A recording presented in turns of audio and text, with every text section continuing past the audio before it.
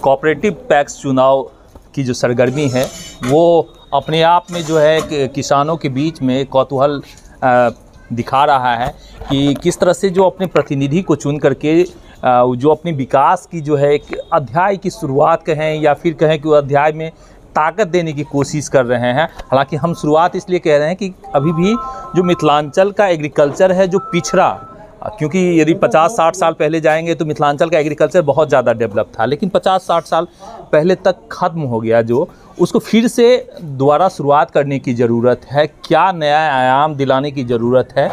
कुछ किसान हालांकि अब कुछ नया प्रयोग करके आगे बढ़ रहे हैं, लेकिन अधिकतर किसान आज भी पिछड़े हुए हैं और पलायन की जो है स्थिति बहुत ज़्यादा ख़राब है। आखिर क्यों नहीं यहाँ के किसान कुछ नया करने की कोशिश करते हैं। यदि चीनी के समय में हम लोगों ने चीनी का उत्पादन किया, कपास का उत्पादन किया, तो एक नया आयाम हमने पूरे भारतवर्ष में लिखा, लेकिन किसान उसके बाद भूल गए, फिर नए खेती की तरफ रुझान नहीं करने लगे, पलायन की ओर ज़्यादा ध्यान देने लगे। तो क्या लगता है, आप खुद भी कृषक हैं, क्या ऐसा करना चाहिए जो किसानों का डेवलपमेंट हो सकेगा, और क्या आप लोग कर रहे हैं किसानों के बीच में चुनाव जब जीत करके जाते हैं? हम लोग तो आपको बहुत बहुत धन्यवाद, आप यहाँ पर आए, और ये किसान का ही चुनाव है।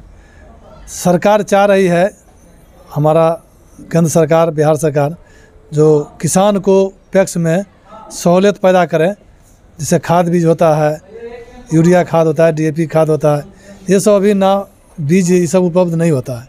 लेकिन अभी इस बार सरकार चाह रही है हम उसको कार्य रूप दें, हर पैक्स में जोड़ें, खाद बीज दें, और चूँकि यहाँ मिल नहीं है किसान के लिए, तो किसान अगर उपजा ही लेंगे गन्ना तो फिर उसको ले कहाँ जाएंगे। तो मिल के लिए भी सरकार चाह रही है, लेकिन हो नहीं रहा है। और यहाँ बैठा हुआ था पहले सकरी, लोहट और रैयाम, ये तीनों चीनी मिल ख़त्म हो गया। वो तो बहुत अच्छा साधन था, जिसके लिए कितने सरकार आए गए, लेकिन इसके लिए चाहत नहीं कर रहे हैं और किसान उसी से भटक रहे हैं। वो तो बहुत बड़ा क्रॉप का साधन था, कहते हैं कैश का क्रेडिट था वो, लेकिन वो नहीं हो रहा है। तो अब सरकार इसी में चाहती है खाद बीज दे करके धान, गेहूं, मसूर इस समय पैक्स को दें।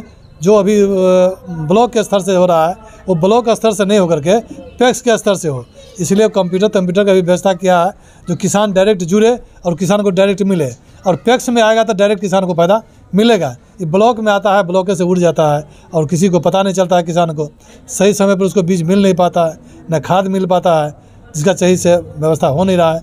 लेकिन हम लोग चाहते हैं जो सरकार किसान को पैक्स में दे और पैक्स के थ्रू किसान को बेहतर मिले। एक चीज़ और देखते हैं, किसानों के बीच में जागरूकता की भी कमी हम देखते हैं। पहले का किसान काफ़ी जागरूक थे, एग्रीकल्चर के जो नए चीज़ सीखने की कोशिश करते थे और उत्पादन भी करते थे। वर्तमान परिस्थिति में लोग दिल्ली मुंबई पलायन करके नौकरी करना ज़्यादा बेहतर समझते हैं, जबकि एग्रीकल्चर रिलेटेड काम करना थोड़ा सा अपने आप को कम हीन भावना से देखते हैं। ऐसा क्यों लगता है आपको भी? नहीं, ऐसा इसलिए लग रहा है कि जो साधन यहाँ था किसान के लिए, वो साधन सब तो यहाँ से विलुप्त हो गया, वो टूट गया, चला गया। तो आखिर किसान करेगा क्या? मट्टी को खोद कर नहीं ना खा सकता है।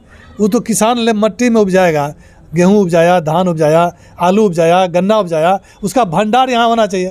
ये भंडार यहाँ एरिया में है नहीं। हर जगह, हर ब्लॉक में भंडार होना चाहिए, ताकि उसका सही जगह पर मूल्यांकन हो सके और सही पैसा मिल सके। गन्ना का कुछ मिलता नहीं है, कहीं बोआ रहा है लोग। तो अब मेन बात है, जो आखिर करे तो क्या करे। सरकार से चाह रहा है जो इसका व्यवस्था करे, हर जगह भंडारण करे, उसका समुचित तुरंत बीज दे और वो जमा कर दे वहाँ, उसको तुरंत नगद मिल जाए, तो फिर किसान इसमें लग जाएंगे।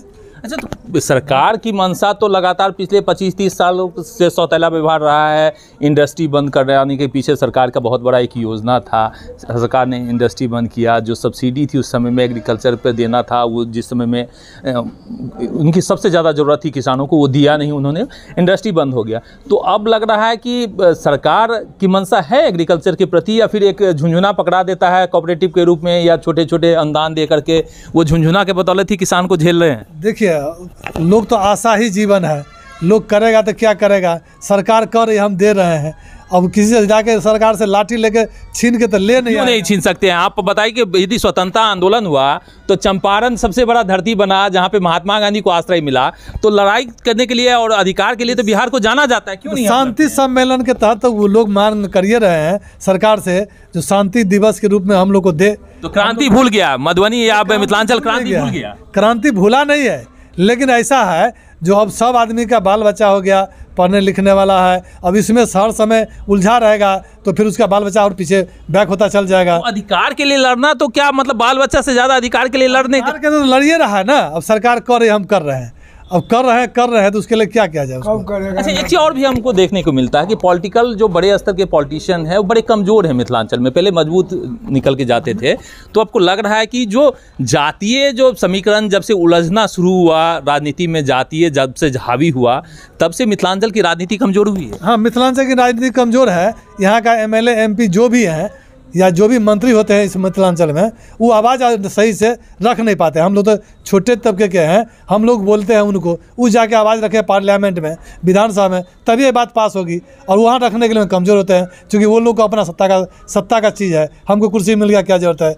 जनता डूब रहा है, डूबने दीजिए। अच्छा, तो एक आशा करके चल सकते हैं हम कि कोऑपरेटिव से जो जीत के जाते हैं वो एक मजबूत तरीके से एग्रीकल्चर से रिलेटेड मुद्दों को जो पटल पे है वो रखेंगे और किसानों की मजबूती के लिए काम करता हुआ दिखाई देगा। हम इसी काम के लिए जो है सरकार में लगे हुए हैं और पैक्स में भी लगे हुए हैं। पुराने समय से हम डायरेक्टर में ही चुनाव लड़े थे और स्लिप करके कुछ वोटों से, फिर इस बार है जो हम लोग जाएँ तब तो आवाज़ इस सरकार के, जनता का जो सही आवाज़ है उसके लिए बोल्ड से लड़ें।